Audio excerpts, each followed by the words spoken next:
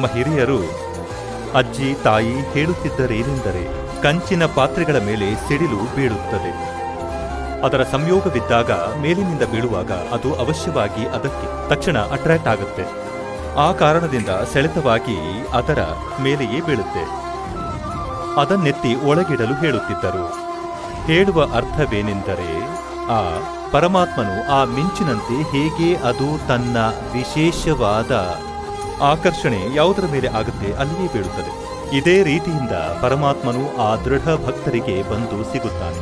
ಯಾರು ಭೇಟಿಯಾಗಲು ಯೋಗ್ಯರಿರುವರೋ ಅವರಿಂದ ಅವನು ಆಕರ್ಷಿತನಾಗುತ್ತಾನೆ, ಏಕೆಂದರೆ ಅವರು ನನ್ನ ಜ್ಞಾನವನ್ನು ಮುಂದುವರೆಸಲೆಂದು, ಕಾಲನ ಜಾಲವನ್ನು ಕಡಿದು ಹಾಕಲು, ನನ್ನ ಪ್ರೀತಿಯ ಆತ್ಮಗಳಿಗೆ ಈ ಸಂದೇಶ ತಲುಪಿಸಲೆಂದು. ಕಣ್ಣಿನಿಂದ ನೋಡಿಯೂ ನಂಬದಿರುವವರಿಗೆ ಭಗವಂತ ಸಿಗುವನೇನು? ಅವ್ರಿಗಂತೂ ಕಾಲನೇ ಸಿಗುವನು, ಎಲ್ಲಿವರು ಇರುತ್ತಿರುವರು.